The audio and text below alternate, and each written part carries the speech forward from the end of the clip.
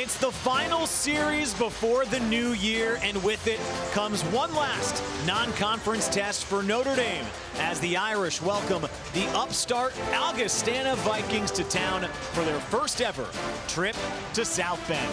And so we welcome you inside the Compton family. Ice Arena, Tony Simeone alongside the 14-year NHL man, Steve Conroy. So happy to have you with us. And Steve, as we get set to approach a new year, we thought it might be fun to do something different and look at a Notre Dame team that was playing really well before losing 5 of their last 6 and focus on maybe some of the New Year's resolutions they want to put into place as they get set for 2024. I think that's a great idea, and I think if you're a Fighting Irish hockey player, the first thing you want to do is make sure you keep the good puck possession. When they control the puck, good things happen. They're either getting shots, but maybe more importantly, the other team is not getting opportunities. Secondly, for the Fighting Irish, scoring from other forwards. Yes, Landon Slaggert is having a fantastic season. Danny Nelson will not be in tonight's game because he's in the World Juniors, so that's a big hole to fill. And then finally, score on the power play. This power play has not been very good lately. Just one power play goal and 11 chances. All 3 of those games losses, so you get the power play going.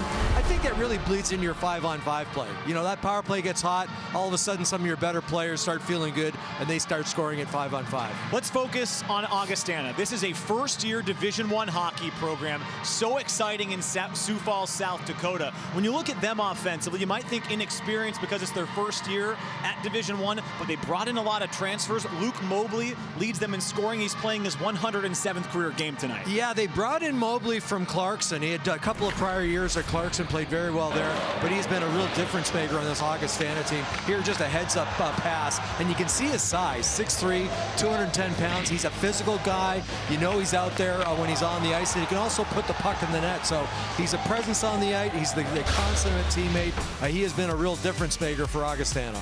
Augustana has made some waves throughout their first season at Division I. When we come back, for the first time, they'll take on Notre Dame in Game 1 of a 2-game weekend series to end 2023.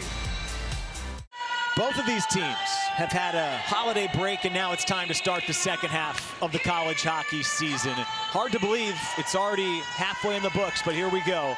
Ryan Bischel, the starter for Notre Dame on the left, reigning Big Ten goaltender of the year. He's as sure as they come for Notre Dame. On the other side, for Augustana, they came into the year thinking the job might be split between Josh Kotai and Zach Rose, the transfer from Bowling Green.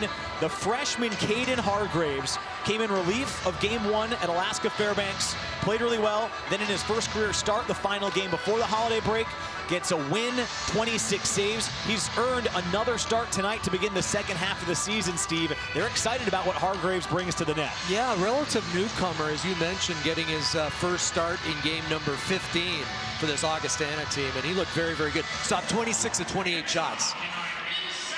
Puck is on the ice. Here we go in the final weekend series of 2023. It's the final non-conference weekend series for Notre Dame. The rest of the way they'll play Big Ten contest. Augustana in their first ever season at the Division I level. They'll play in the CCHA, but will not get to play in the postseason for the CCHA until the 25-26 season. But already in their first year, they've, I think, raised a few eyebrows. 34th in the pairwise coming in. They tied number 2 Denver. They have some good wins on their resume. It's not going to be easy this week for Notre Dame. No, you know, they're playing loose and easy. You know, they're not a lot of people expecting a lot from them, but they've come out and they've beaten a Colorado College team. They tied Denver, one of the top-ranked teams at the time. So they're playing free and easy, and you can see early in this hockey game, they're playing with some intensity and very aggressive on the forecheck. Here they come into the Irish zone. Quick pass to Luke Mobley, who we featured in the open. There's a long stretch ahead for Grant Silanoff, just out of his reach as he was streaking into the offensive end for Notre Dame. He's one of those guys that the Fighting Irish would love to see start putting the puck in the net.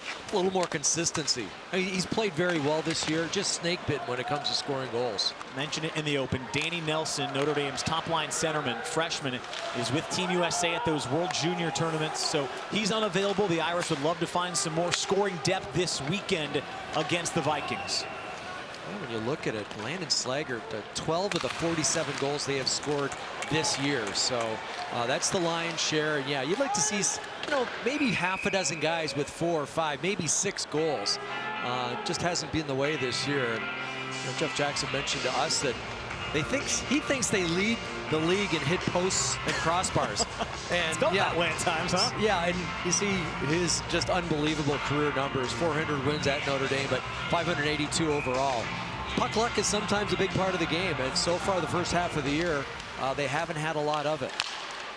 He's also stuck on 400 wins. Got a big one against Michigan before the break, but they've lost their last 3 going into the holiday pause, and they've lost 5 of 6, and that came on the heels of a 7-game stretch in which they went 5-0-2. So it felt like they were trending in the right direction, and now suddenly they've found themselves really struggling to score goals. Only 2 goals per game over their last 6, and 6 of them came in that lone win against Michigan. Tony, I think that's been maybe the biggest difference, is just the lack of goal scoring. They played pretty well.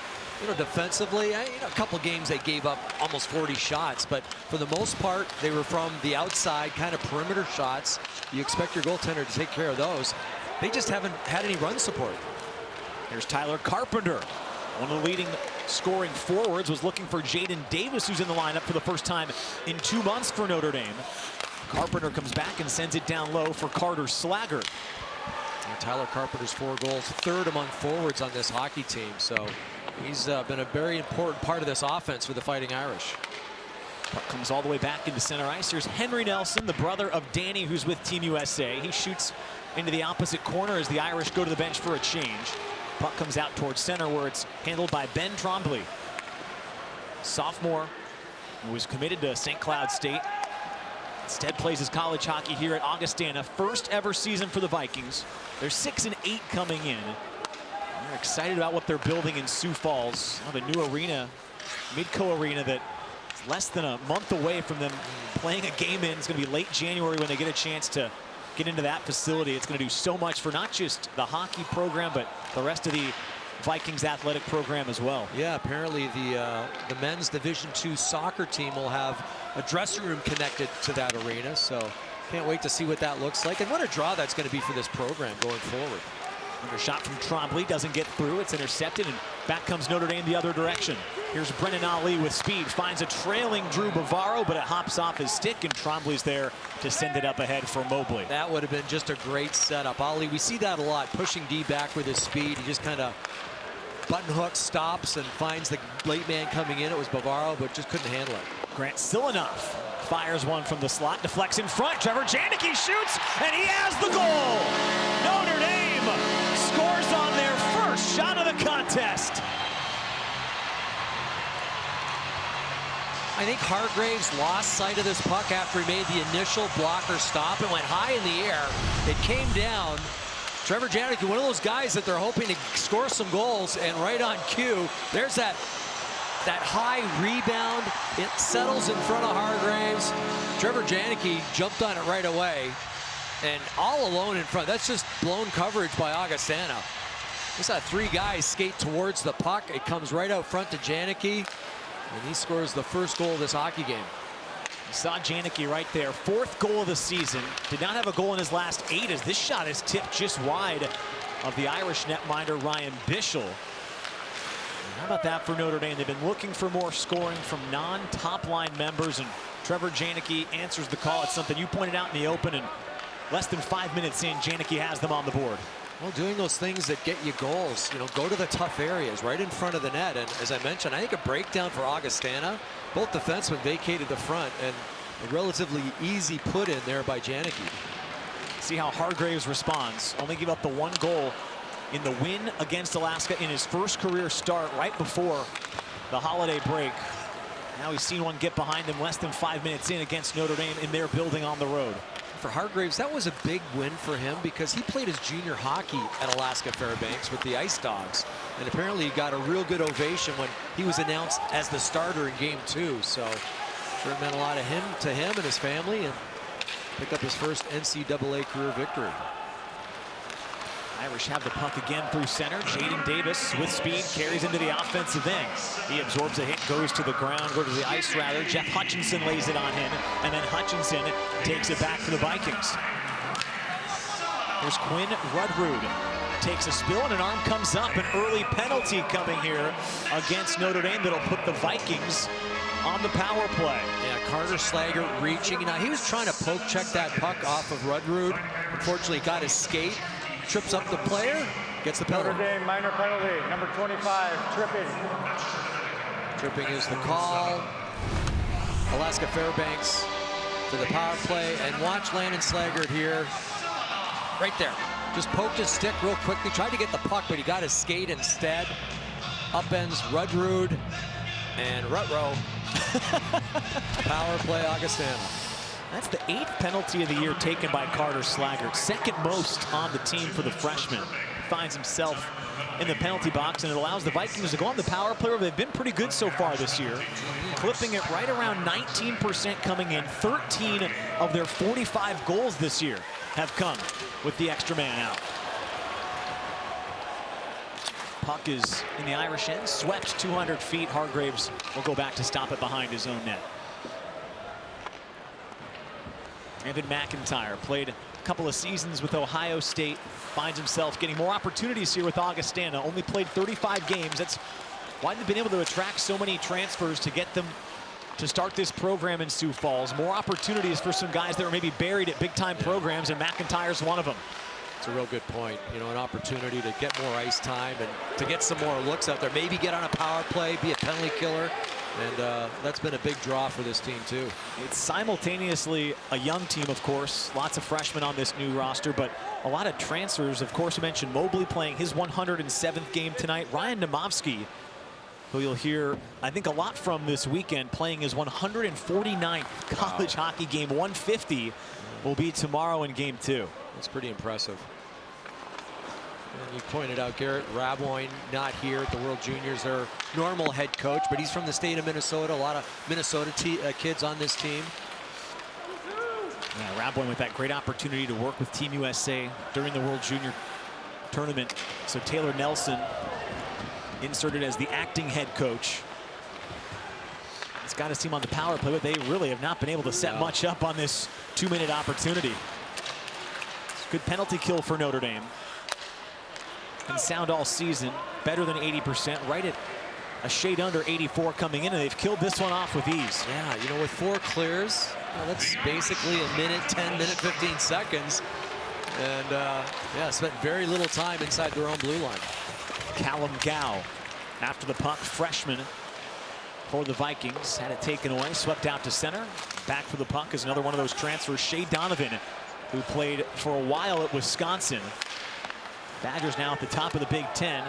Donovan's here with Augustana. He actually scored the game-winning goal in their most recent game before the break. There's a look at Taylor Nelson, the acting head coach.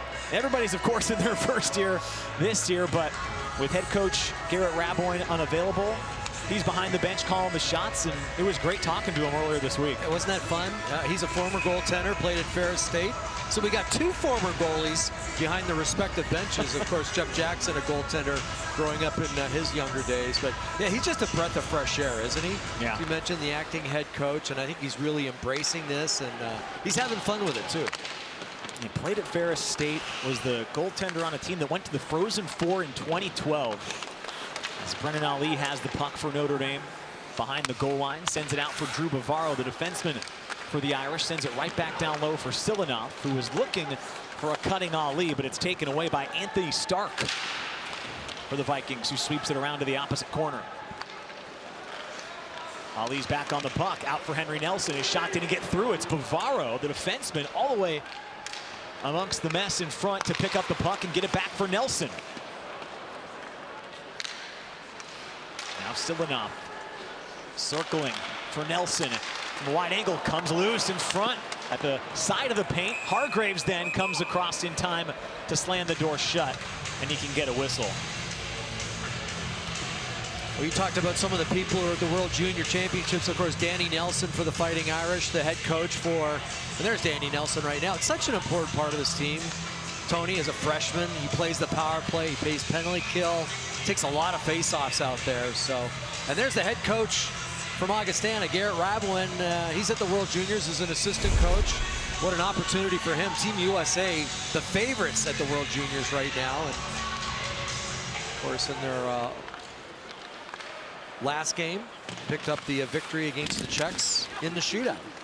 Well, you've been doing a lot of coverage there at NHL Network. What else has stood out to you so far in that tournament? Well, just the skill. I mean, you know, Boston College has 7 guys on that World Junior team. Michigan's got 4 players on the team. It's well represented by NCAA hockey, I can tell you that. I was running the numbers before this game. 10 members on Team USA will have been featured on this network, on Peacock, as either Notre Dame players and Danny Nelson, or opponents, like you said, Boston College, Boston University, of course, Macklin Celebrini's on Team Canada. But you got a ton of Big Ten guys, either that have been here already or will be here later in the year. As Hunter Strand's on the move, he's got Carpenter with him. Strand takes it to the net, and Hargreaves makes a huge early stop for the Vikings. Really nice curl and drag. Hunter Strand, that was the end of a shift for him, too. Thought he had Tyler Carpenter early, but decided to take it to the hoop himself. He did, but really nice save there from Hargreaves. Hayden Hennon, freshman defenseman, shoots wide of the net. Puck deflects out towards the line, and now Carter Slaggert is able to chip it to center ice. Augustana got the first shot of this contest. Since then, Notre Dame's taken the last 6. It's 6-1 in official shots right now for Notre Dame. Jaden Davis seen a lot of early ice time here. He's effectively into the lineup because of Danny Nelson's absence, and he's got the puck once more. The Calgary, Alberta native, he's looked very good in the games he has played. I think it's just a numbers thing with him. Of course, a true freshman, but he's getting an opportunity here with the absence of Danny Nelson. He scored 1 goal so far this year on 2 shots coming in, as Landon Slaggert, the Irish captain and leading scorer, skates in, gets a shot on Hargreaves, then got his own rebound. Tried to set up a trailer that time in Cole Knuble, and the puck didn't get through. Slaggert has it again, sends it across for Bavaro. He winds one up, and he missed the cage. What shot that was. Did not miss by much. Should point out Cole Knuble now taking Danny Nelson's spot on that #1 line. And they're out there right now. Knuble with Moynihan and Slaggert. Vikings desperately need a clear. Paul Fisher holds it in. Off for Moynihan. Vikings can't change. Hargreaves will make the save and, importantly, freeze it to get a change. They'll stop play for the first time. Notre Dame has the opening tally in this one. It's Trevor Janicke with his 4th goal of the season.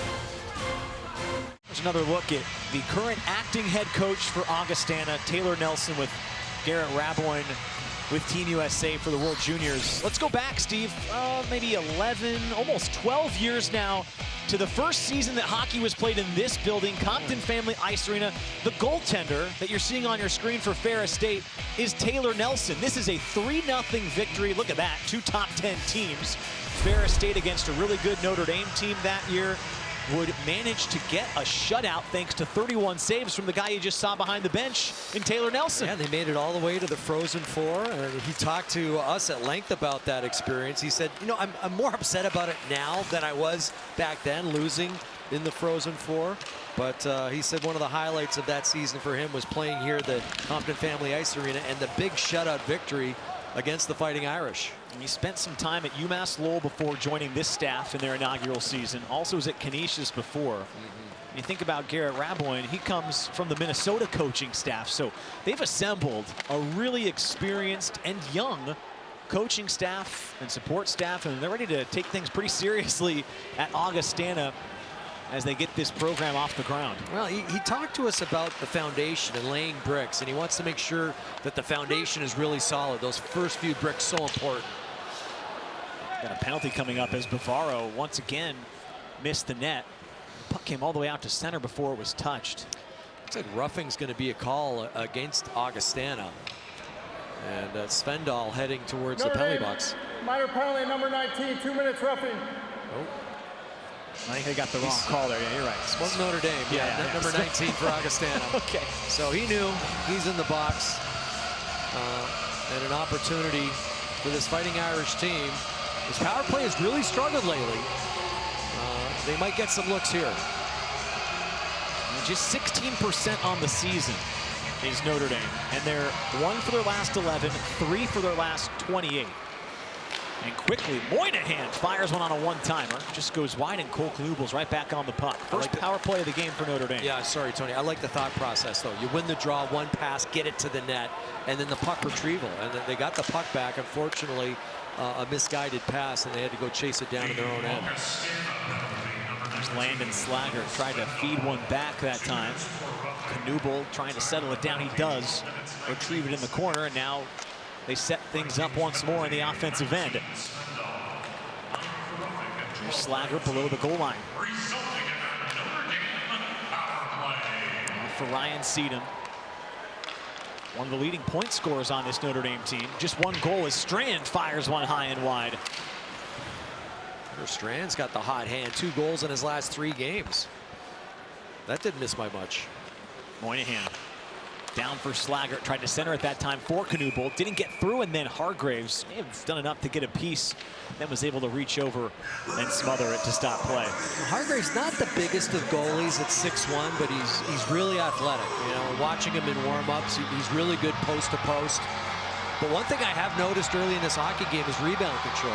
He has not done a great job with his rebounds. Now, sometimes, you know, a team that travels the day before, they fly in, they don't get a lot of opportunity to practice. You know, the game seems to grow as this game goes on, but so far pucks have been bouncing off his pads. Here's Bavaro, one-timer, goes wide rebound for Fisher. Sends it right back to Bavaro. Maddox Fleming for Bavaro with space, shoots, hits the post. Fisher tried to backhand one towards net, and it wouldn't go. Hargreaves might have got a piece of that just before it hit the post. And there was a screen in front too, but Bavaro can bring it. We've seen that shot before, and just missed by about a 1/4 of an inch. Almost had his 5th goal of the season, and now Justin Janicke goes offside. You mentioned it earlier, Jeff Jackson said he thought they led the country in posts hit. He can add this one to the tally book. Yeah, but this is what you want to do when you're, yeah, and certainly Hargreaves got a piece of that. Maybe we'll see it from this angle. Went off something. I don't know if it was his defenseman's stick or here. We'll see it for sure. I think he got a piece of it with his right pad. Yeah, he did. It went off the pad, off the post. It certainly changed direction. So good save by Hargreaves there. That had some juice behind it. Well, he's made a couple of timely saves now to keep this at a 1-0 game. They're trying to escape this first Irish power play and get back to 5-on-5. Trevor Janicke has the lone goal so far. Fisher circles in the corner. Penalty about to expire. Svendel speeds out of the box. It's now 5-on-5. Notre Dame will change behind the play as Janicke maintains possession, finds Jake Boltman, who just hopped off the bench, shoots, and Hargreaves is getting tested now. He's seen 12 shots already.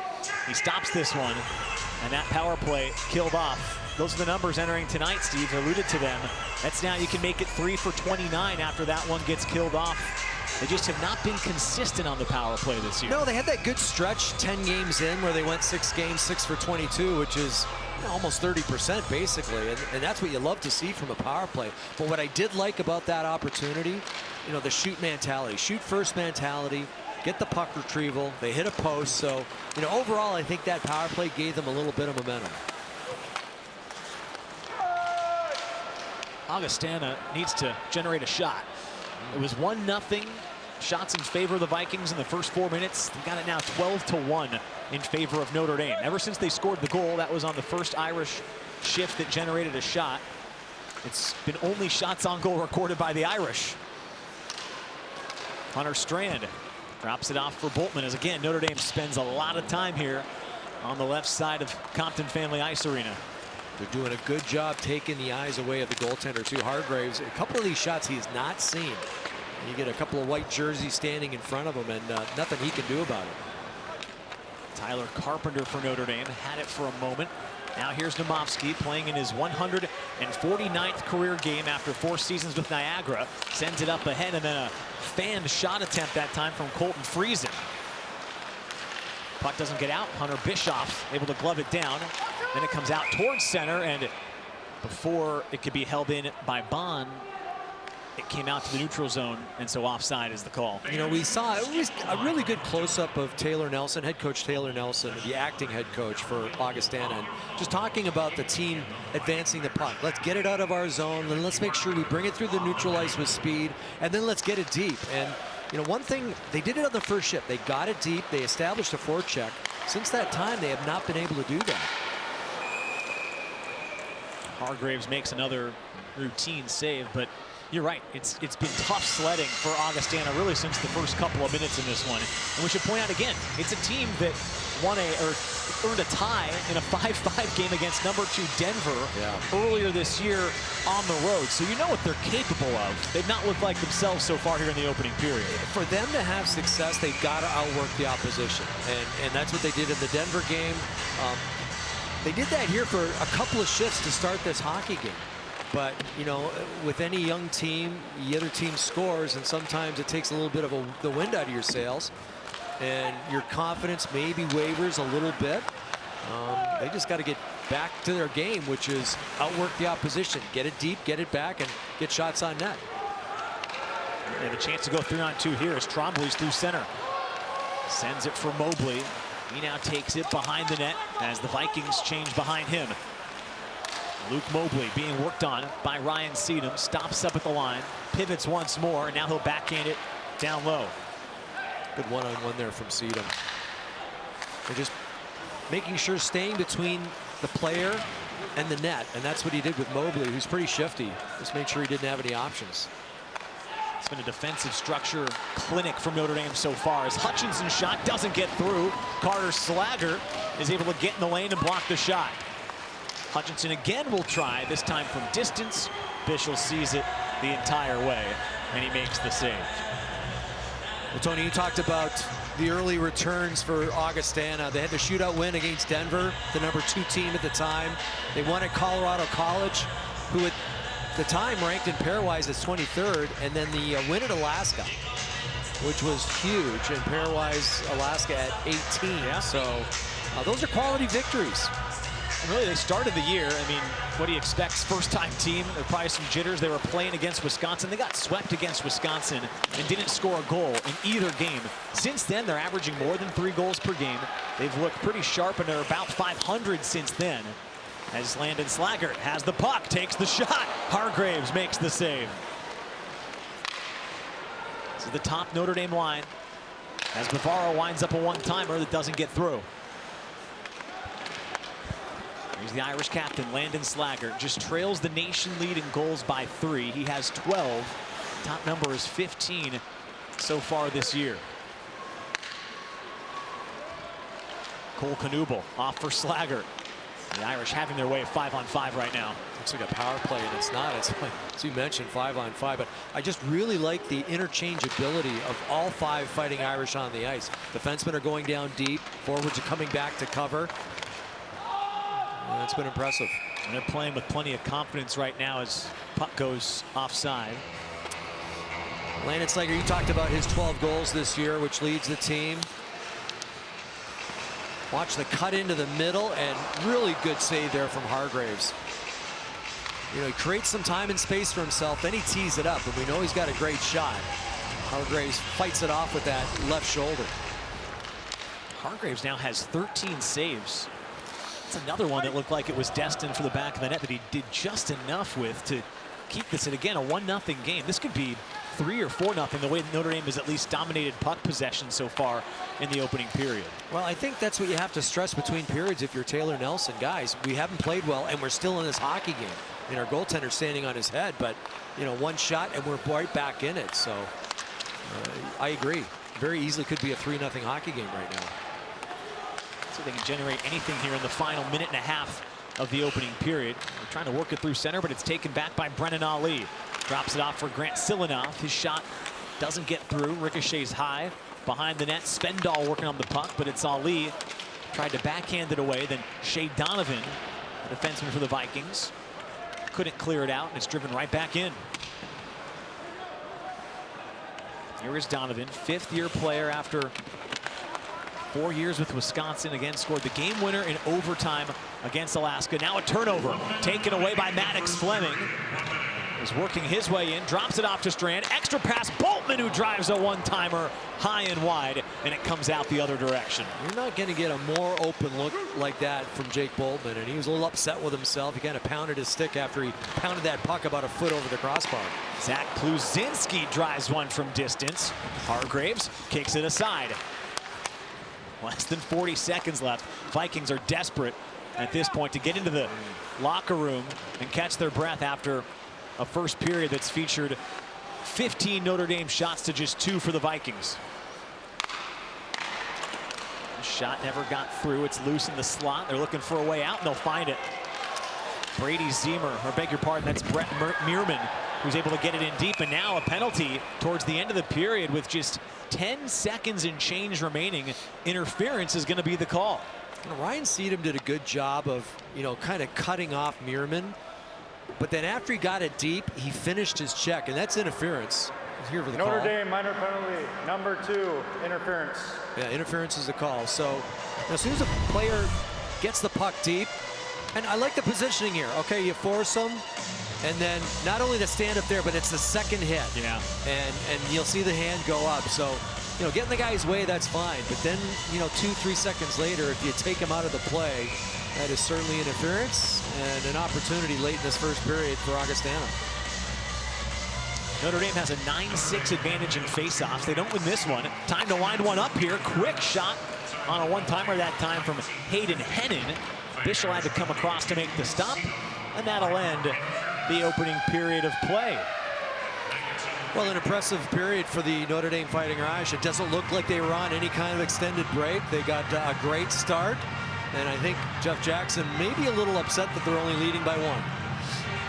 A 1-0 edge for Notre Dame after 20 minutes. During the intermission, we'll have a chance to talk to Notre Dame associate head coach Brock Sheehan and then look back at that goal, as well as break down the stat sheet, which heavily favors Notre Dame.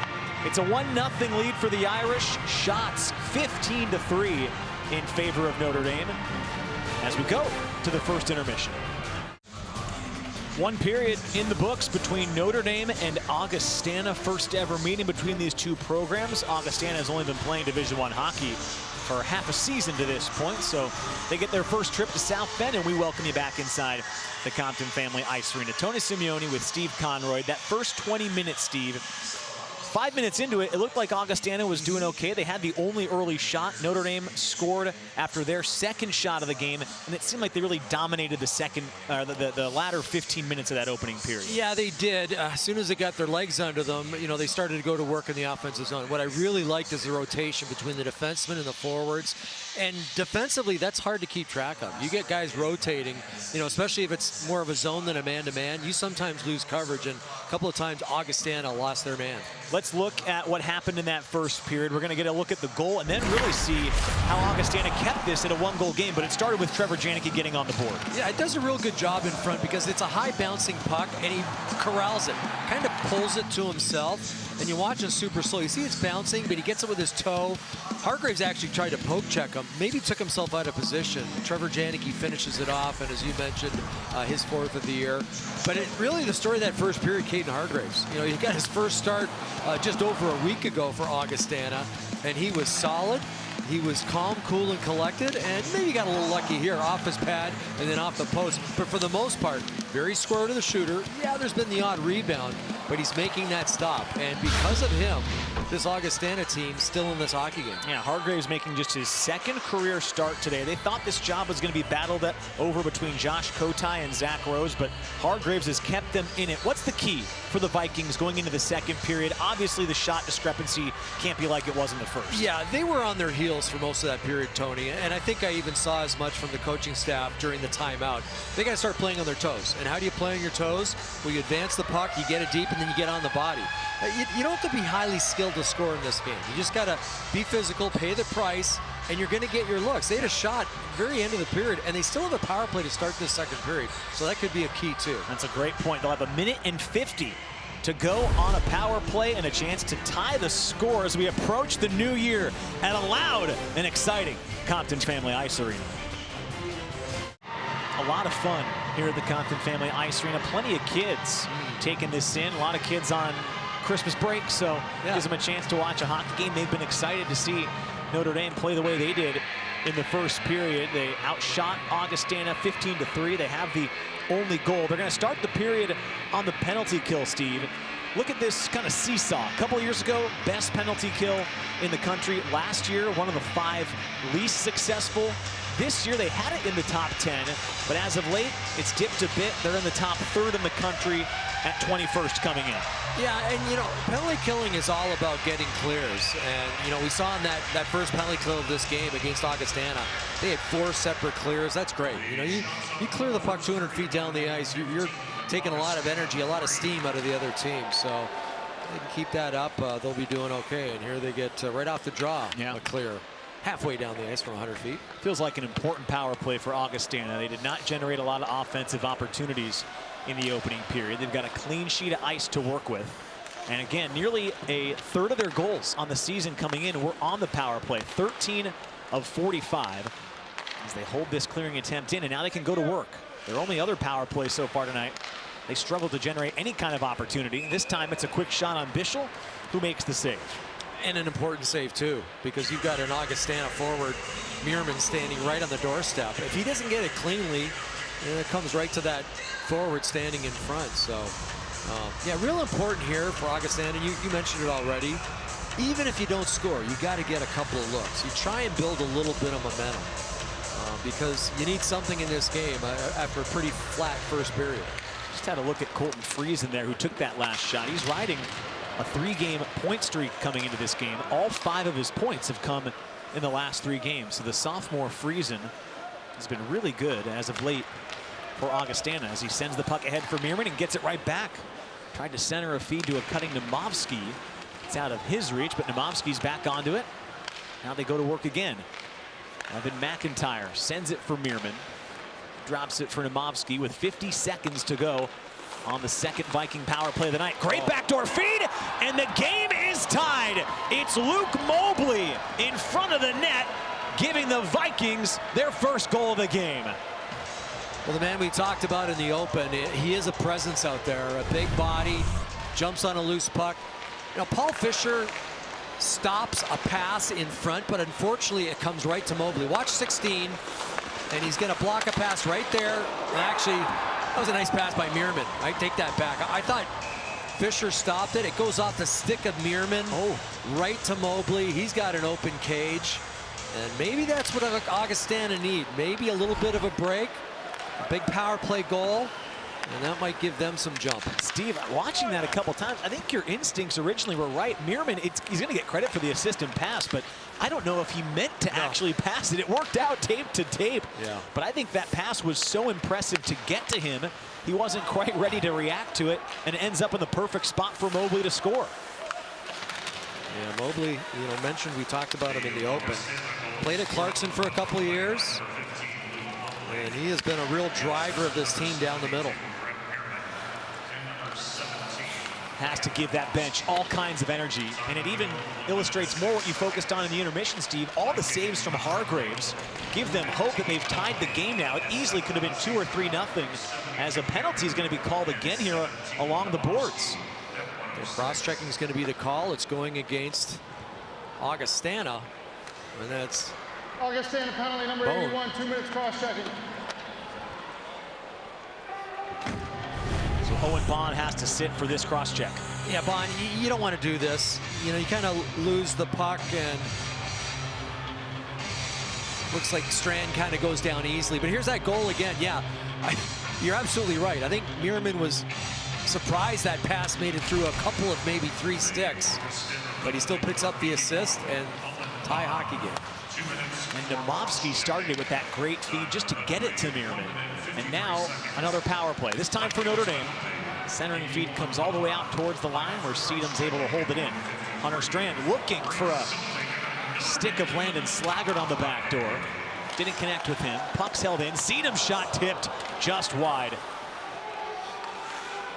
Puck's loose. Mobley will take it away. They can go shorthanded if they want. Mobley will. Sends it ahead for Falk. This is Simon Falk looking to get it back to Mobley.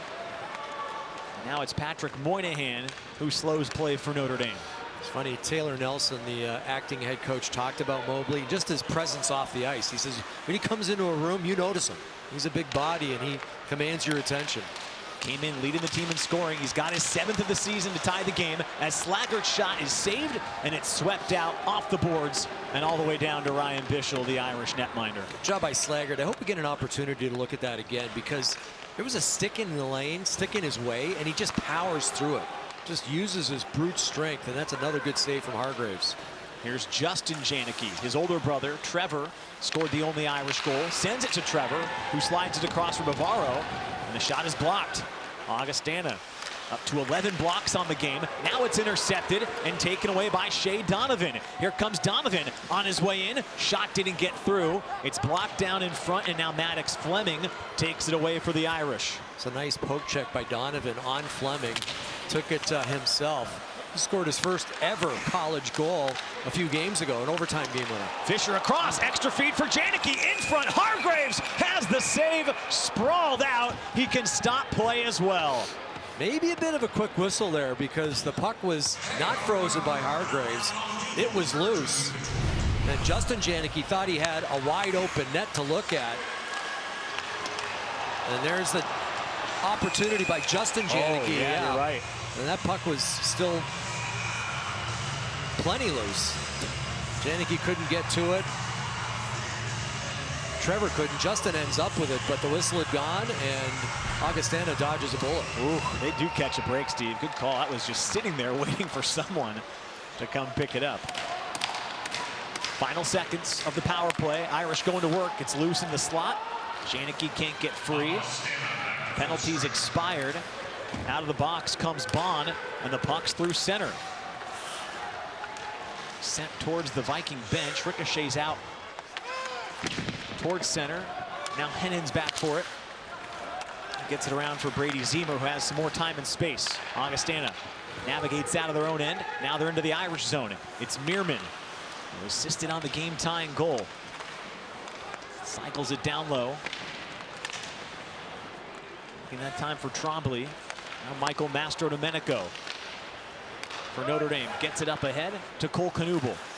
Centering the top line for Notre Dame. Tried to throw on the brakes in the corner. Lost his edge and went to the ice. Mastrodomenico has it again. 1 gold with Team Canada back in 2022 at the World Juniors a couple years back.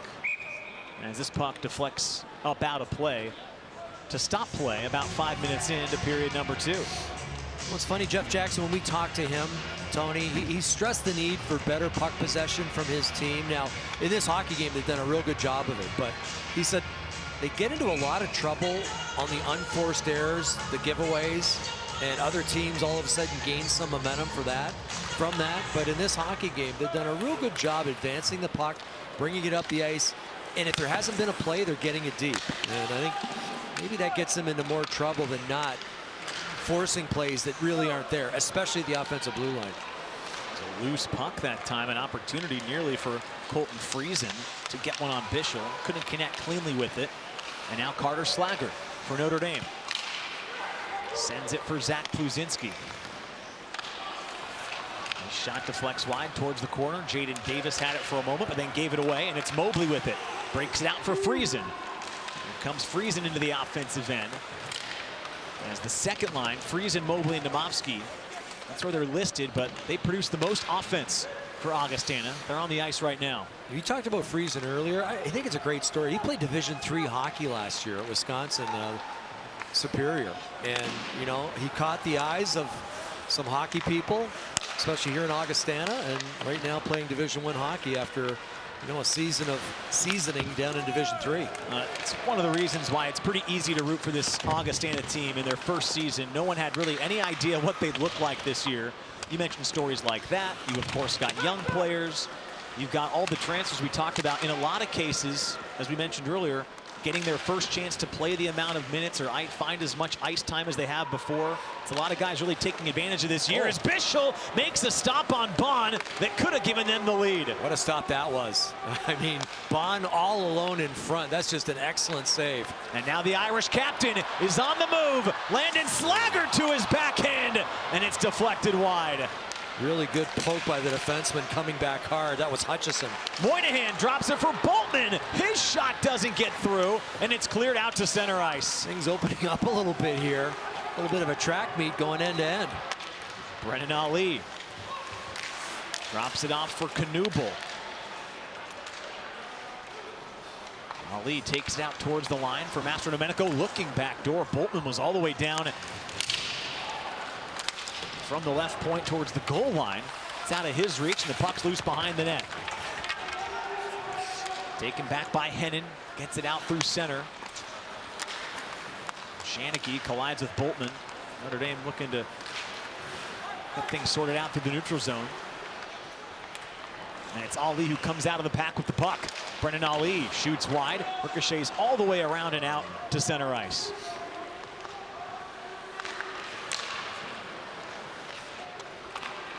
Notre Dame had a 1-0 lead after one. Luke Mobley, leading scorer for Augustana, has tied the game here early in the second.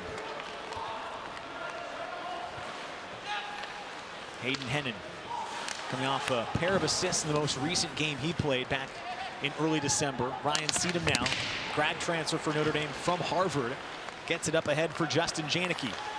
He'll carry into the offensive end, drops it off for Pluzinski, who shot deflects wide. Anthony Stark, defenseman, had the puck taken away. Justin Janicke's on it again, and then McIntyre comes free with it. And he had Friesen with him. Couldn't get it to him, and Strand able to take it back for Notre Dame. That was a good stick by Pluzinski. That could have been a 2-on-1. Pluzinski had the shot earlier where he pulled it inside and just whistled it wide of the far post, but that's a great stick check in the neutral ice area. This is definitely the second period that Augustana envisioned. Trailed in shots 15-3 in the opening period as this one goes up and out of play. So far here in the second, they've outshot Notre Dame by a 4-2 margin. I talked about maybe the best save of this hockey game for Ryan Bischel. Bond all alone in front, and that's a real good stop from Ryan Bischel. And down the other end, Landon Slaggert, like the stick there from Hutchinson, just reached, make sure he didn't catch the penalty. I think he upset Landon just a little bit, didn't get the shot he wanted. That's a good play from the rangy defenseman. Bond scored 5 points in his first 5 games, just 1 point in his last 8 games. He almost broke out right there. And then Slaggert, Steve, the numbers on Slaggert are just fascinating. When he does not score a point in a game this year, Notre Dame's not won. They're 7-2 when he scores.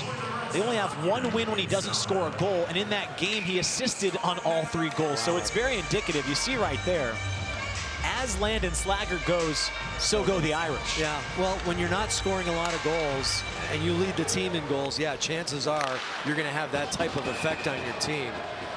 But he is a true leader, named captain to start this season, and he wears that C very proudly.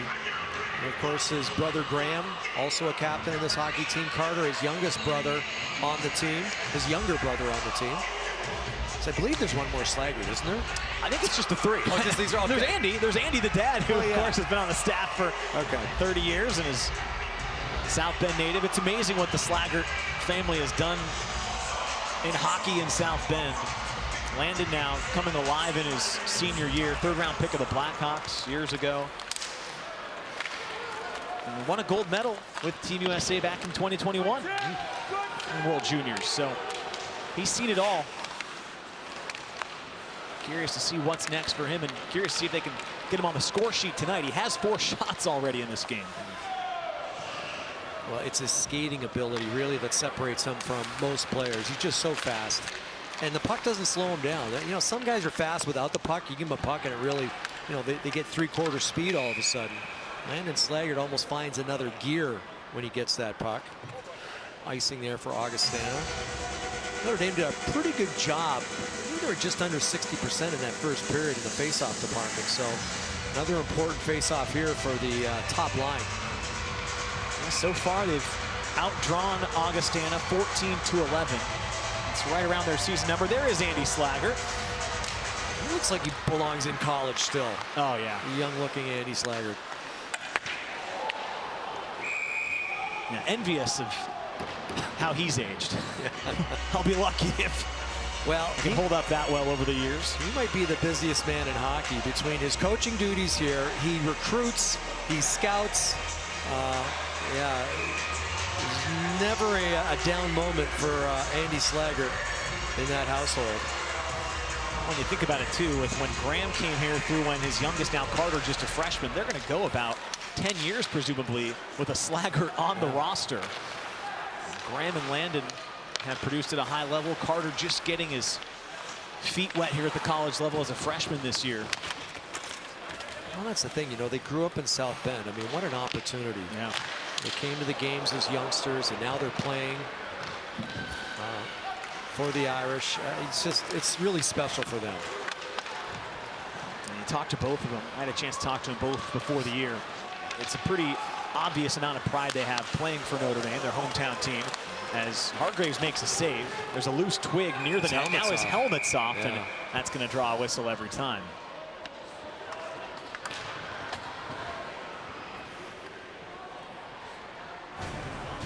Stops play at the midway point of the second period. It's a new hockey game thanks to Luke Mobley. Tied at 1 between Notre Dame and Augustana. Well, this is coming soon to Sioux Falls, South Dakota. Midco Arena, this facility that they're building is going to be incredible. You see right here what it's going to look like. It'll seat just more than 3,000. There'll be some luxury boxes.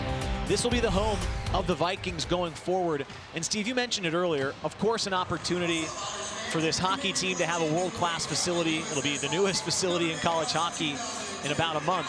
But the other Division II teams at Augustana will benefit from it as well. You mentioned the hockey team. All sports can train in there in the new facility. It's amazing what that arena can do for not just this program, but the entire athletic department. Well, yeah, and it's a recruiting tool, not only for the hockey team, but all the sports teams. That's a world-class workout facility. You see professional teams doing it, whether it's in the NFL, practice facilities, upgrades, the NHL. That is certainly a draw for free agents. So for college hockey people, it's the recruits. And if you want to bring in a really strong recruit, you can show them a facility like that. It certainly helps. Right now, they're still stopped on the ice because Caden Hargraves needs a new mask. That last one came off. That's why we stopped play, and he has to get a new one. But when you think about what Augustana is going to do, Steve, they're going to join the CCHA. They'll get to participate in true conference games and be a part of the postseason in 25-26, so 2 seasons from now. They're eligible for the NCAA tournament these next 2 seasons, but got to be in the top 12, 13, 14, who knows, of the pairwise to get in. They're 34th right now. But when they get into the CCHA, they're going to be a force to be reckoned with, I think. I mean, you look around, when you have that facility, the way they are, like you said, you can recruit some top-end talent and build out that program in Sioux Falls, South Dakota. Well, think of it. Right now they're playing, is it the Premier Center? Yes. In downtown Sioux City. And they're drawing about 3,800 per game. So they will not be able to facilitate 3,800 in the new arena they're building, which is just a little over 3,000. So, yeah, there's certainly, and I'm staying at a hotel across the street, a lot of fans traveled to watch this team play from South Dakota. There's a shot that time from Silanoff that's tipped in on Hargraves, who makes the save. And we talked to Taylor Nelson, acting head coach prior to this weekend, as Trevor Janicke's on his way in. Hargraves is able to make the save against his shot. But what Taylor Nelson was saying is that he got to play in Compton Family Ice Arena 12 years ago that we showed earlier in its first year, knew how great a facility it was. You can see right here, they announced the strategic plan back in 2019. They named their head coach a couple springs ago. They get their first victory after a couple of losses against Wisconsin. A new building like that can do wonders for any program, but a first-year program getting it the way they are, and it's going to be fun to watch when they get to obviously play their first game in about a month, but then to really see how the program matures over the next few years. There's Simon Falk trying to get it out. So I'm sorry, Taylor Nelson, the acting head coach, said the players haven't been in the building. He said we as coaches get to look at it maybe once a week. They've been looking at it over the last couple of months and seeing it come to completion. But he said the players have not been in there, so it's going to be a huge surprise for them. Can't really imagine what that first game's going to be like. Should be an electric environment in Sioux Falls whenever it rolls around at the end of the month. They've tied this hockey game too. This was all Notre Dame in the first period. Look at this. And now a chance to take the lead. Bischel sprawling out, makes the first save on Shea Donovan, and then recovers the puck and melts it down. Shea Donovan, we mentioned, he's a graduate student, scored his first goal a few games ago. He almost gets another one here. Now the defenseman jumps up, it's in his skate, he goes to the backhand, he comes back to him, he's on the forehand, then he tries to bank it in. And Shea Donovan all over the puck. That's a great save off the backhand, but he had another opportunity, and then he tries to bank it in. And that's Chad Demers, the assistant coach, and maybe we'll get an opportunity to look at him in the next whistle. It's just a great story. Chad Demers diagnosed with cancer back in 2018. Had an operation back then. It came back, unfortunately, this offseason. He had another brain operation. They got the tumor, and there he is. And it is just a fantastic story, an inspiration to these hockey players. Yeah, he's a North Dakota native. It was a grade 4 glioblastoma they found in 2018. He's back on the bench. As you said, treatments over the last 5 years. I mean, it puts a lot of things into perspective, obviously, Steve. But if you're playing for someone like that who's battled through it and you're on the bench in front of him, I have to imagine it helps you with that perspective throughout the season. That's a great point. Not a lot of complaining when you have a guy like that who, you know, he's been through an awful lot. He's got a young family. He was on hiatus. And it gives these players a different outlook on life, really. And again, this is a team that's without their true head coach in Garrett Raboin. He's with Team USA at World Juniors. Taylor Nelson, everybody kind of shifts up a little bit. A few added responsibilities. Taylor Nelson said it's a great opportunity for Garrett Raboin, and then everybody else, as a result, gets to pick up some of the slack. Well, it's fun. Well, just watch this first. Jaden Davis is on his way in, off to Carter Slaggert, and Hargraves able to come across and keep it out. Real nice play from Jaden Davis there. Davis just playing his 6th career game, but he looks sharp. Cole Knuble on his way in now. The freshman circles the net, tried to feed it out in front, and it deflects wide. Another shot didn't get through. Hargraves didn't see it until it came all the way out to the point for Sedum. He flips one for Knuble, who once again takes it behind the net. It's worked on by Hennon. Knuble drops it off for Henry Nelson. Here goes Nelson looking for Slaggert.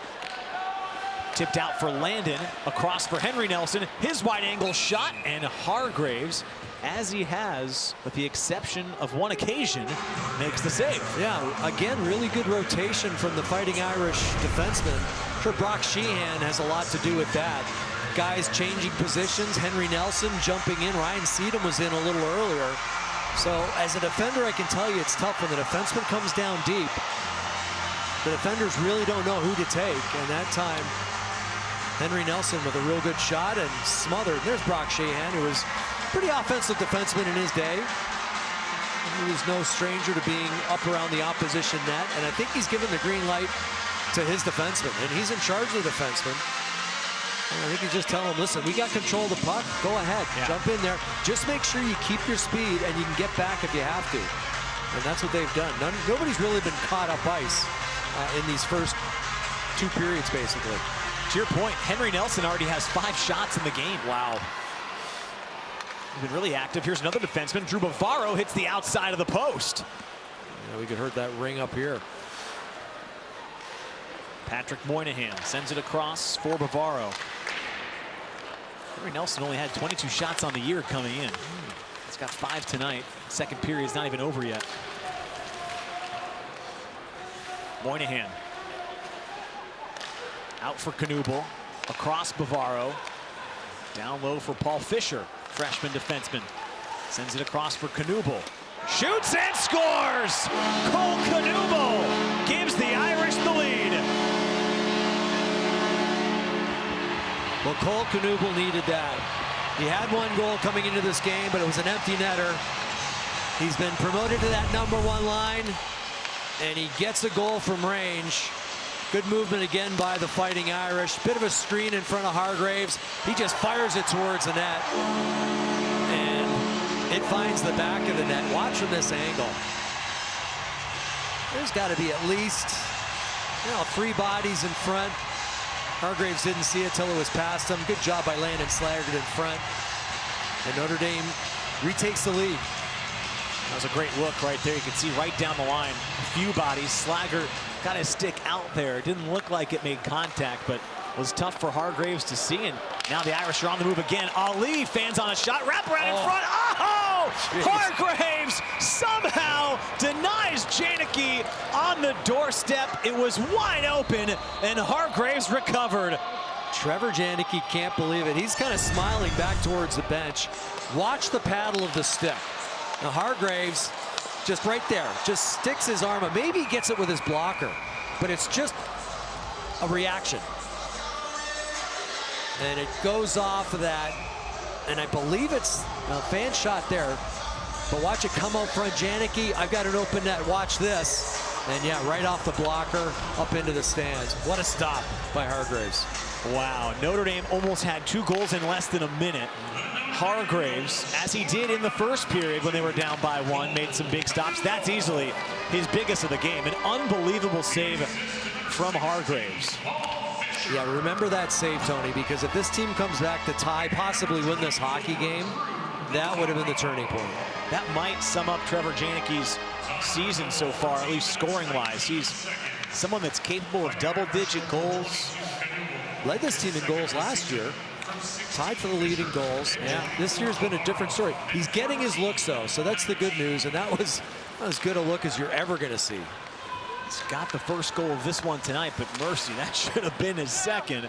And Hargreaves somehow sprawling out, protects the 1-goal deficit for now with 4 minutes and change left in period number 2. Shots are still heavily in favor of Notre Dame, 26-9 so far in the contest as Justin Janicke carries it into the offensive end. Here's Boltman, back for Janicke, below the line, centered for Strand, and it deflected out for Maddox. Fleming. The puck's been moving well on this second line for Notre Dame. Janicke, Strand, and Fleming. Well, again, I'll go back to the rotation offensively that Notre Dame has, and I think they realize that Augustana kind of plays a zone defense, so they're not going to move around a lot, and if you do, you might find a seam, you might find somebody open. Oh, nice shot there from the defenseman jumping up. Master Domenico again with another shot. Now getting back to that Trevor Janicke opportunity, Grant Silanoff made that play happen. He went in behind the net. That's just a heads-up play, heads-up pass. And he's talking it over right now with Silanoff. Yeah, talking about, I saw an open cage and I was getting ready to put my hands up. Silanoff coming alive would be big for this team. Had 8 points as a freshman, 18 as a sophomore, and then it dipped down to 9 last year. You figure if those two can start getting it going offensively, it adds an element to this Irish offense we just haven't seen yet to this point so far this year. Silanoff had 7 points coming in. They'd love to see him get into double figures and even get close to 20 as the year goes along. Yeah, and we talked about it in the open. Secondary scoring is, it's come up dry, and they can get that second and third line scoring. Boy, this team becomes a lot more dangerous in the Big Ten. Big hit. Puck's recovered by Jaden Davis, who's had an active 6th career game. Carter Slaggert has the puck for a moment, taken away by Jeff Hutchinson, the freshman defenseman for Augustana. Meerman now looking for a way out. He'll pivot, send it off the wall, and connect with a streaking Hutchinson. Then saw it roll off of his stick. Henry Nelson skating back for it for the Irish, retrieves it and lays it for Ryan Seedham. Here's Luke Mobley. That is the only Viking goal, taken away by Knuble. Off to Moynihan, in the slot, pivots, looking for a trailing Landon Slaggert. It's out of his reach, and back come the Vikings. Nice stand up there by Bavaro, the defenseman. And Cole Knuble, you see a little bit of a jump in his step now, getting that monkey off his back. His 2nd career NCAA goal, but that one meant a lot to him. Yeah, first one in the true run of play is Bischel. Wow. Played that. That's interesting. Casually. Yeah. Up ahead for Knuble. Makes a man take a spill. Then Knuble tried to feed a pass, and it's intercepted by Callum Gow. Here comes Gow. He's got Bond. Gow shoots, and Bischel makes the save. Huge stop by Bischel. If that puck comes off his pad, Bond is heading to the net. You know, Gow kind of looking skyward. Could he have passed it? I think the defender played it perfectly, the 2-on-1. Yeah, he took away the pass, and that's a real good stop by Bischel. It's off the blocker into his body. I don't know who the defender was. Was that Moynihan? It might have been the forward back there. I thought I saw the number 18. Maybe I'm wrong, but he played it perfectly, took away that pass to Bond, and then Ryan Bischel did the rest and made the stop. Bow only has 1 goal so far this year. That would have been a big second. You see Bischel's numbers at the top of your screen right now. Save percentage still above .930. You see also 3rd in the country in total saves. Last season, of course, led the country in total saves. He was the Big Ten goaltender of the year. Even when this team has not performed well, Steve, this guy's numbers remain so impressive in his 5th year on campus. Well, when you've got a .932 save percentage, you'd figure you'd be over 500. And at 8, what are they, 8-8-2? He's 8-8-2 also. Just to show you how important his net minding has been. He had a .931 save percentage last year when he won goaltender of the year, and he was 500, 16-16-4. Wow. Yeah, anytime you're over, I'd say .920, you're among the elite in NCAA goaltending, and he's done that on a consistent basis these last couple of years. So often, too, makes it look easy. You even notice a lot of the saves he makes. He's 3rd in the country in total saves. There's an economy of motion back there, which is real important, especially when you play every game. And he plays on back-to-back nights. He'll get the start again tomorrow night. But he's just, you know, calm, cool, and collected, very confident in his game. But there's no excess movement out there. Trevor Janicke's got the puck again, scored the opening goal. He's got his younger brother Justin out there with him. As Michael Mastrodomenico dropped it off for Janicke, who was headed to the bench for a change, came back to retrieve the pass and stays out for the shift. Okay, now he'll go off as Moynihan drops it for Justin Janicke. Around for Boltman. Well, sends it through a bunch of traffic all the way to the far corner for Hunter Strand. Less than a minute to go. This game settled into a nice rhythm after it was a little bit lopsided in period 1. Period 2's featured a goal from each team as this one's given away, and Mobley had a chance at a rebound and shot it too high. It was a partially open net, and he just put it about a foot over the crossbar. Friesen, Mobley, and Domovsky, easily the best line for the Vikings, have lived up to that billing tonight. Maddox Fleming in the corner. In a battle this time, rolls it around. Domovsky shuts it down on the corner. Final seconds winding off. Friesen trying to clear. Pluzinski takes it away. His centering feed's intercepted, and that is how the second period ends. Similar result to period 1. The teams will go into the locker room with Notre Dame leading by a goal. Yeah, but a much better period by Augustana. They had it tied at one point, and a huge goal by Cole Knuble late in that second period restores the lead for the Fighting Irish. 2-1 after 2. Notre Dame's in front during the intermission. Have a chance to look at former Notre Dame defenseman Andrew Peak and how he made his road to the NHL. And then we'll break down the 2 goals from the second period. 1 for each team in this period. It was the Irish on top, 1-0 after 1. Luke Mobley tied the score early in the second, and then Cole Knuble regained the lead for Notre Dame with his 2nd career goal. What a day in South Bend. So many young kids, and that is maybe the best shot we've seen all night. So very young child taking it in. Love the gold bow. Isn't that cute? Happy New Year to everybody as we get set to ring in 2024. It's been a great environment here at the Compton Family Ice Arena. Tony Simeone with Steve Conroy. Steve, we saw the first period really be dominated by Notre Dame. Augustana really impressed me with their bounce back in the second. It was a much tighter second 20 minutes between these two teams. Yeah, a better period for them. Listen, they realized their goaltender kept them in period number 1, and it should have been a lot more than 1-0. So they figured, hey guys, we got nothing to lose here. Let's give it our all. They tied up the game, and then as we just saw, a huge goal by Knuble later in that second period. But hey, we got ourselves a hockey game. Yeah, let's walk you through what we saw in the second period. It was 1-0 after 1. Didn't take long, less than 2 minutes in. Luke Mobley gets him on the score sheet. Yeah, real good puck movement on the power play. I think Meerman gets a little surprised here by that pass from Domovsky because it gets through about 3 sticks. Mobley doing what he does best, just parking out in front of the net, finding the open puck, and then Knuble.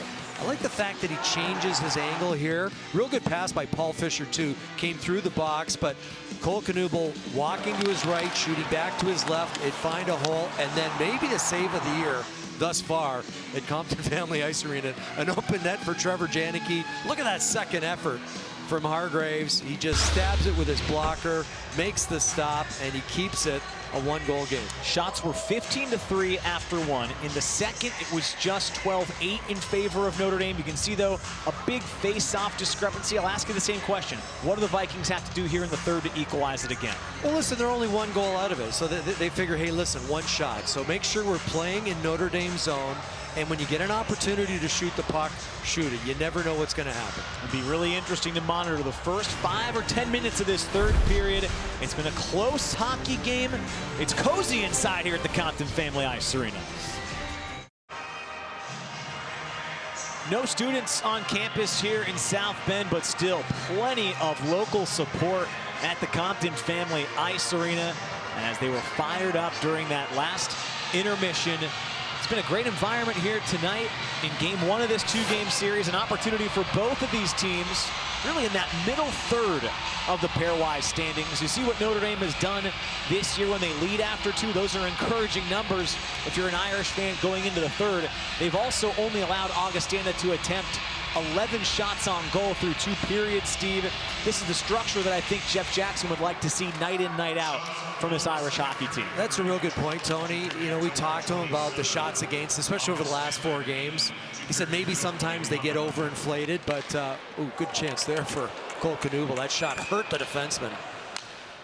That was Hennon who took that kind of in the arm, I guess, that right arm. You see him holding that arm? And Knuble can really bring it. He scored that goal in the second period.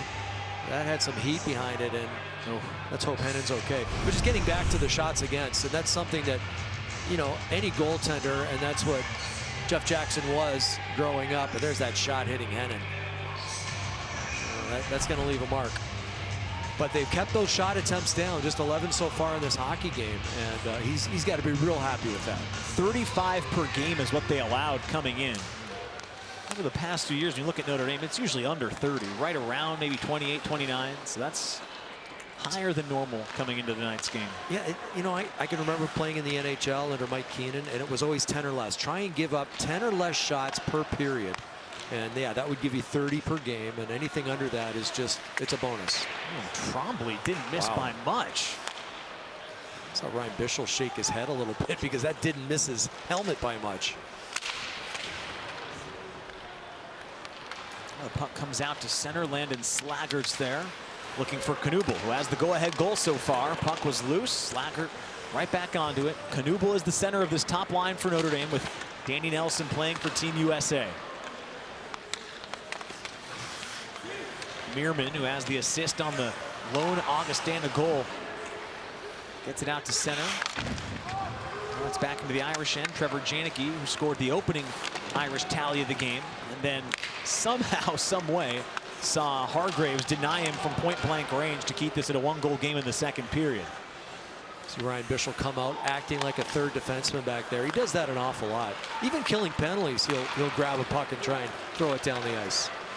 Ali takes it across, looking for Trevor Janicke. Good stick that time by Donovan to break it up. Donovan's been impressive in this hockey game. We mentioned he scored his first ever college goal not too long ago, and he's a graduate student, so he's starting to feel some confidence out there. And he's been effective in this hockey game. He also epitomizes what we talked about with transfers getting an opportunity. Fifth-year graduate student player, was at Ohio State, only played 28 career games before coming here to Augustana. And he's been a consistent member of this lineup. And as you mentioned earlier, scored his first career goal, a game-winning goal against Alaska Fairbanks. Almost had another one tonight as well. It's amazing what playing will do for your confidence. And then to add to that, amazing what scoring a goal will do for your confidence too. See it from Knuble tonight. Yeah. I mean, he's all over the puck. He wants the puck. And yeah, it makes a difference.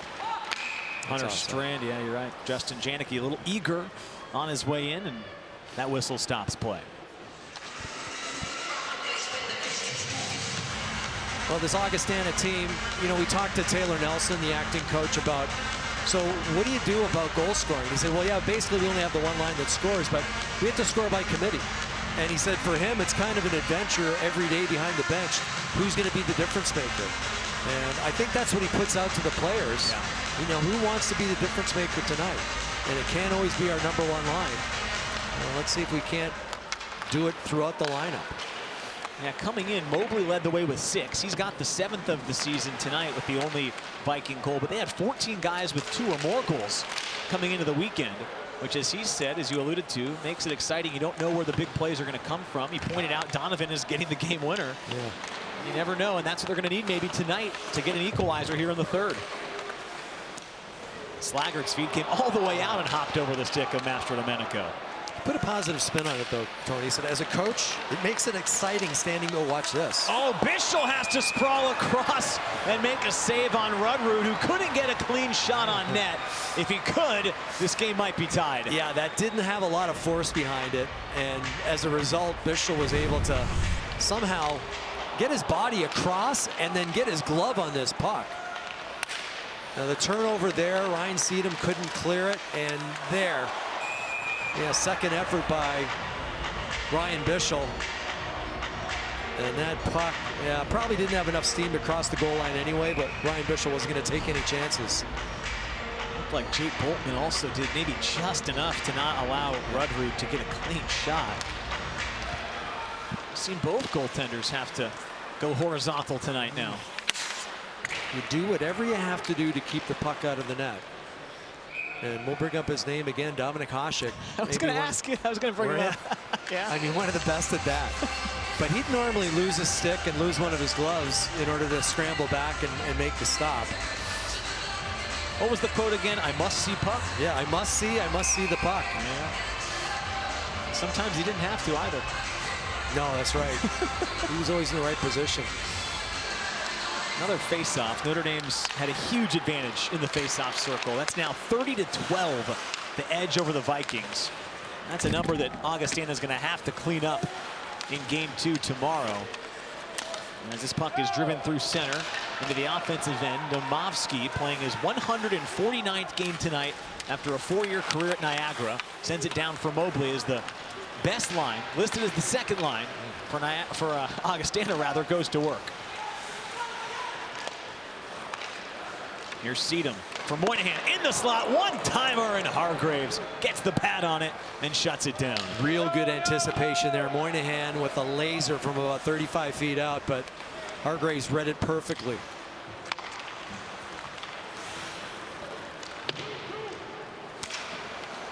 Janicke, Trevor Janicke, backhands it. He's out there with Silanoff and Ali.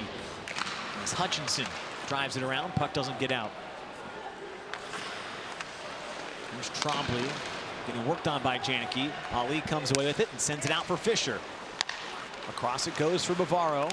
Tried to play it around Meerman that time, and he intercepted. Now Bavaro lurking in the slot. Can't recover it, but Fisher shoots from distance, rebounds loose. Doesn't get through off the stick of Ali. Hutchinson, real good block there. It's the best shift of the period for Notre Dame. Ali takes a spill. Down low it goes for Trevor Janicke. Out for Fisher at the line. Across for Bavaro. Now to Janicke. This looks a little bit more like the first period of play when Notre Dame had their way 5-on-5 skating in the offensive end, but they clear it out of their own offensive zone, and that's going to let Augustana make an important change. Yeah, that was an important clear because all 5 of those guys were tired. When you get tired out there, you start cheating and taking shortcuts, and that's the worst thing you could do defensively. Out to the line, Mastrodomenico couldn't retrieve the puck as Bond broke it up. Mastrodomenico wins a foot race with him to track it down. And now it's loose at center ice.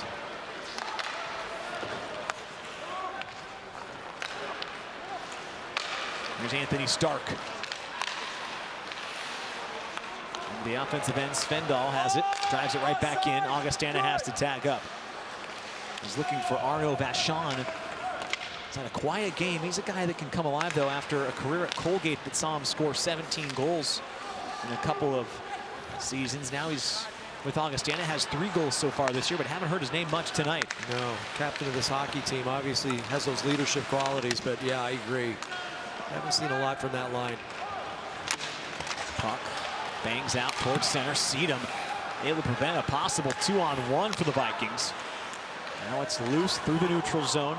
Evan McIntyre, the transfer from Ohio State, circles in his own end. Off to Brady Zemer. Zemer plays it in the corner. They send a pass off Carpenter's skates, gets it back, and his turnaround shot just goes wide. Well, Zemer had an opportunity there. He realized he had the top half of the net open. Put that one just a little too high. Big collision in front of the Irish bench. Everybody's all right. Play continues. Zemer's somebody who started his career at St. Cloud State. Good hockey program. Comes over here for his junior campaign. As Carter Slaggert's on the move. Backhands a puck around the net for Carpenter. This is the Irish 4th line. Pluzinski, wide angle, shot tipped. Not all that wide of the net, but it goes behind the line now. Battle for the puck as Hutchinson wins it for the Vikings. Clears it out towards the line, but Seedham's able to hold it in.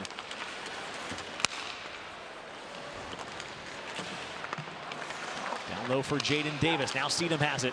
Sends it across. Pluzinski fans on the shot, and it's cleared out into the Irish end. Really like Hutchinson's game. You know, he doesn't get a lot of press, but he's a big rangy defenseman. He's not overly quick, but positionally he's always really good. Did a real good job there in the corner. They were trying to nullify plays. And Ryan Seedham trying to join the play, tried to tie him up, and he did. You need those kind of guys on your team, especially when you got length. He's 6'2", 6'3", and very effective using that stick. Landon Slaggert carries it in, off for Knuble, extra pass, Bavaro! And the shot didn't get through. Bavaro again for Moynihan, and Hargreaves somehow has another timely save. Well, unorthodox because he was basically faced sideways when he made that stop off of Landon Slaggert. But a couple of really good looks. I thought Cole Knuble had an opportunity to shoot it right here. He decides to pass instead, right there. Passes it. Good block by the defender. I think that was Stark. But then out front, Slaggert with another opportunity. Watch Hargreaves. I mean, unorthodox, unconventional, but boy, he's getting the job done. Actually was square to the shooter when he made the stop, and then the momentum just took him sideways. 28 saves now for Hargreaves. And his most impressive saves have come seemingly every time they've been in a 1-goal deficit, as he makes another big stop from distance.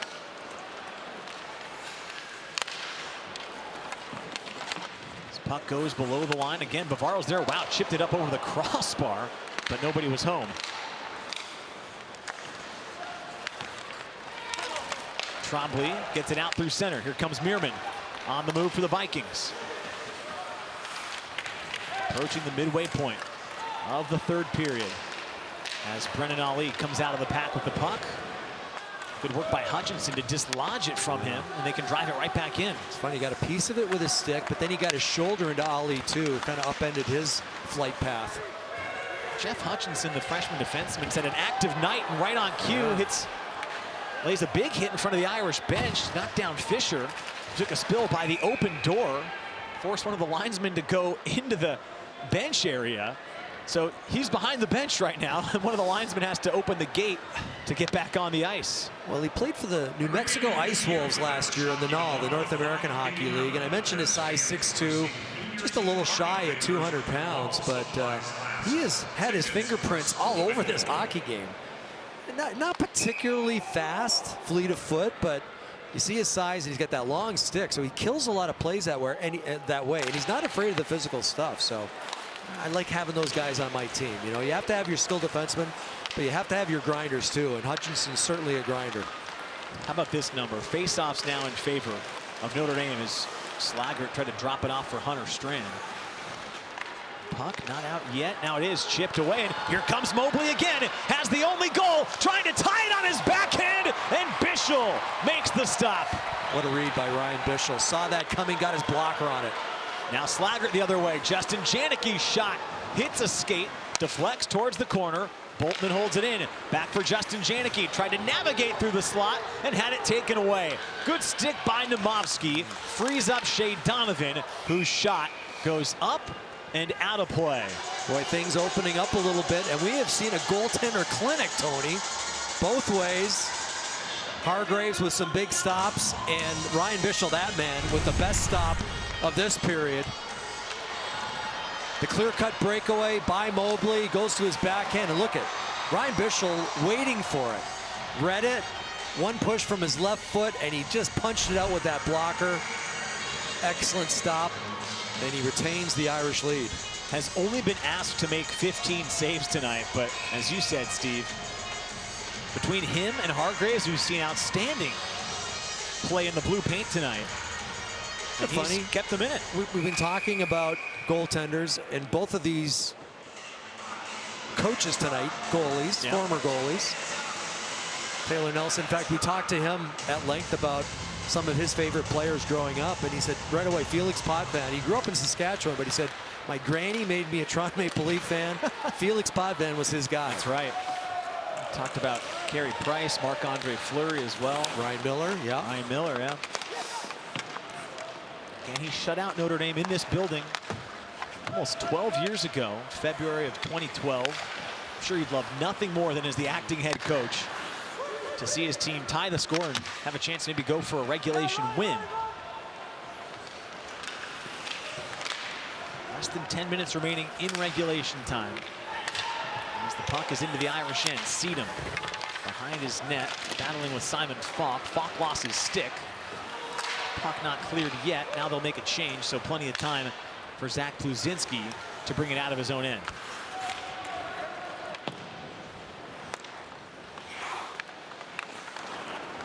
Hutchinson ahead for Rudrud. Good feed that time to Vachon. Oh, got it off Bischel. Oh, the kick save was right on the doorstep that time for Rudrud, and it just goes wide of the net. Good speed by that line. They're starting to come on. That, well, I guess they're their first line right now, but they've had some good looks in this third period. Hutchinson fans on the shot from the point, then a deflected feed, maybe off that loose stick, comes out wide, chipped into the Augustana zone, and Notre Dame can change behind the play. You know, that rush by Vachon, and he's a speedy guy. He put it on the backhand. It went off the side of the net, but it came right out front. Look at this. A takeaway, Notre Dame bearing down, and Cole Knuble has his second goal of the night.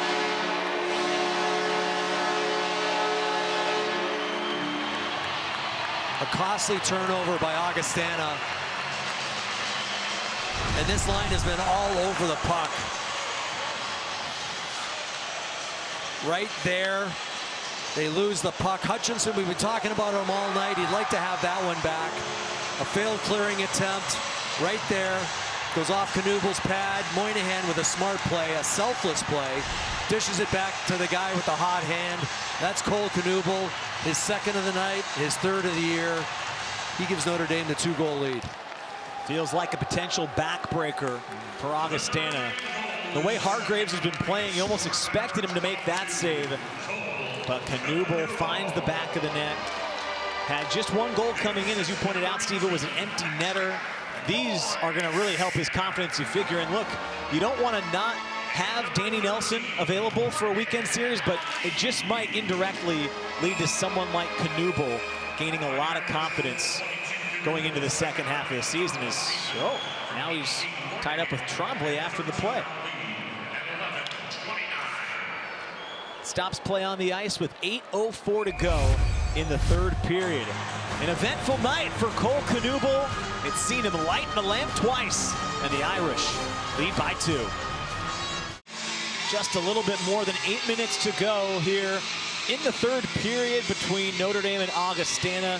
Here's how the Big Ten stacks up right now in the pairwise. As we get into the second half, we always start to keep a closer eye on these rankings. Notre Dame would be on the outside looking in at the season ended today. These games against Augustana, Steve, you see how good the conference is up and down.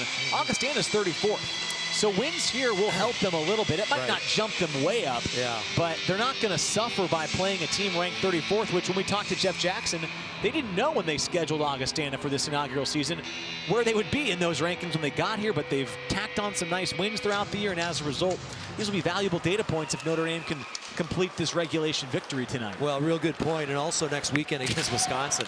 You know, you back-to-back, Wisconsin ranked number 5, and boy, what a season they've had under new head coach Mike Hastings.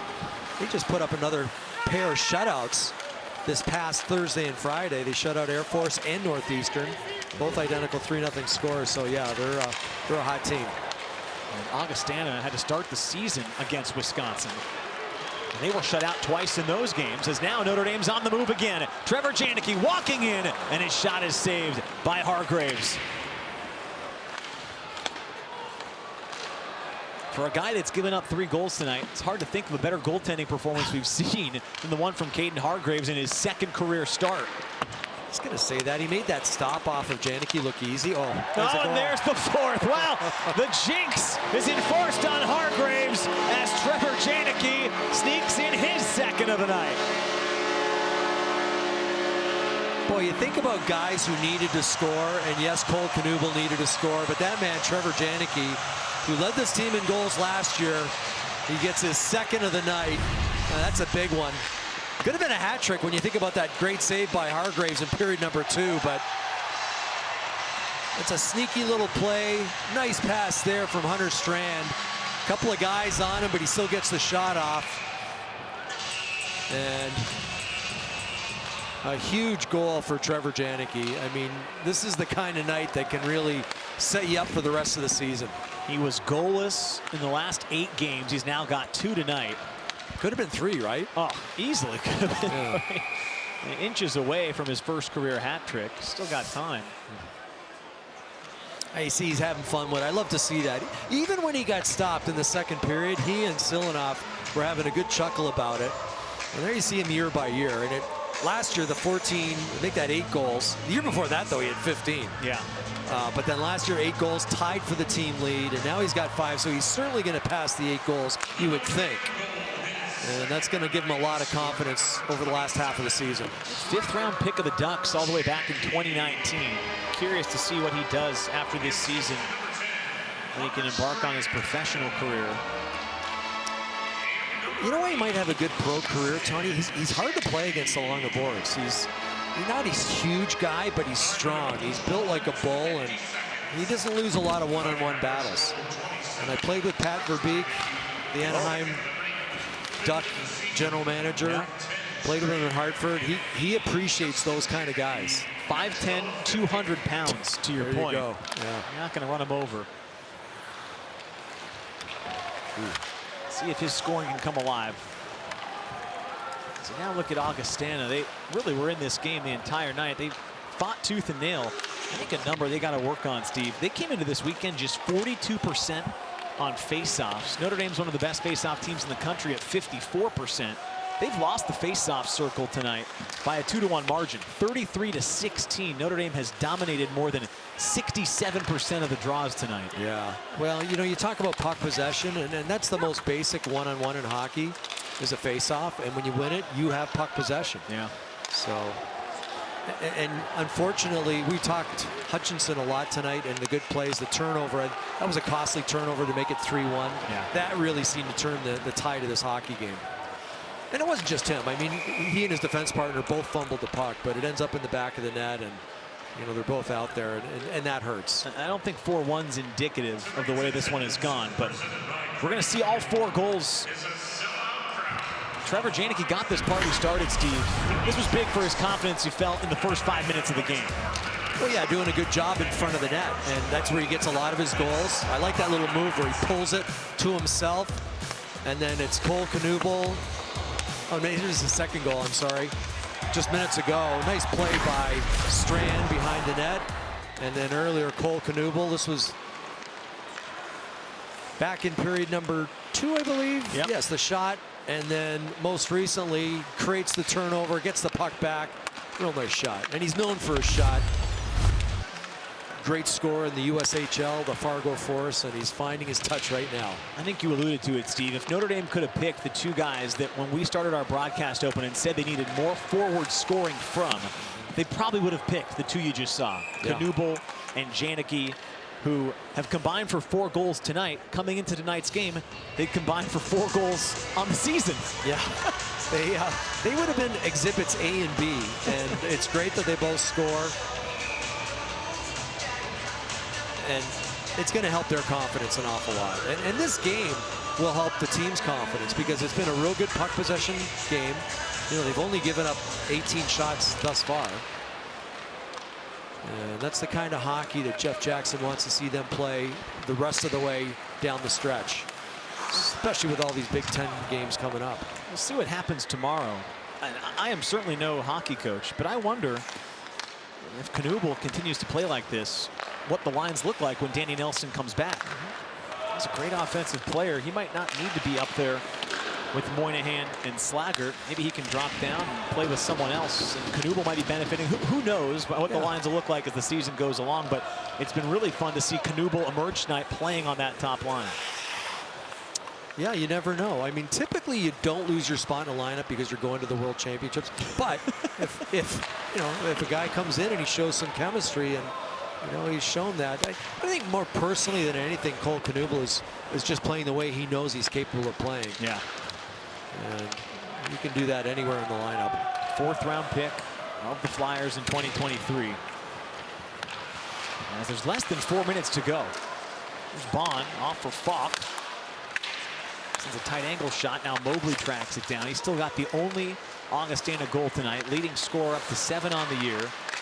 Zemer is tied up by Boltman as the puck goes down below the goal line, where Carter Slaggert's able to send it ahead for Tyler Carpenter. The other thing I've noticed, Tony, in this game is just the rotation. We're going to get a penalty here. The rotation from Notre Dame in the offensive zone. It was an errant high stick, it looked like. Augustana minor penalty at number 22, 2 minutes slashing. Oh, it's a slashing call. A slashing call, and goes against Zemer. Oh yeah, Zemer, who's a pretty good game here tonight. We'll spend the next 2 minutes in the box. But getting back to my previous point, offensively, I think the Notre Dame Fighting Irish done a good job rotating. A lot of good transition in the offensive zone. Tough to keep track of when you're defending. And they're showing a lot of confidence with the puck. This is the exact performance they probably wanted coming out of a lengthy holiday break. They had 3 weeks off. They haven't played at home in nearly a month since the first week of December. And this begins a stretch of 8 out of 10 at home. This is a really important stretch. You alluded to Wisconsin coming up next. Right out of the chute to start the second half, they're going to have 4 games in a 2-week period that are huge, as Slaggert sends it across for Cole Knuble, and the freshman has a hat trick.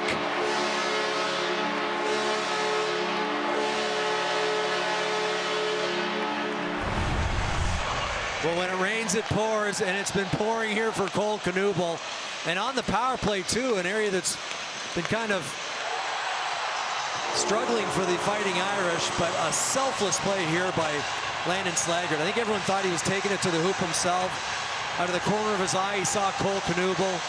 We saw a number of hats here on the ice, and the freshman gets his first ever collegiate hat trick, and it couldn't have come at a better time for the youngster. How about that, Steve? He did not have a non-empty net goal in his career through the first half of the season, and he now has a 3-goal hat trick. And you can see the smile says 1,000 words. Well, his teammates, he's well loved in that dressing room. They're really happy for him, and that certainly gets the monkey off his back. We saw it after the first goal. He just looked like a different player. He wanted the puck. He's playing with some confidence. And boy, is it been his night tonight. He's now third amongst forwards in goal scoring. Only Slager and Moynihan have more.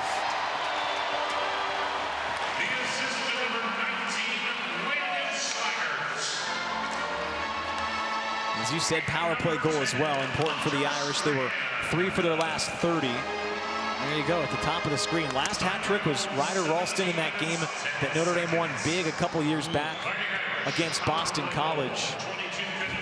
It's going to do wonders for Cole Knuble's confidence, not just going into tomorrow, but this entire second half of the season. Well, I mentioned earlier in the USHL at Fargo Force, he was a real force. I mean, he was a big part of their team. And we haven't talked about his dad yet. His dad, Mike Knuble, longtime NHLer. Played in Detroit and for the Rangers, the Bruins, Philadelphia, Washington. Great career in the NHL. And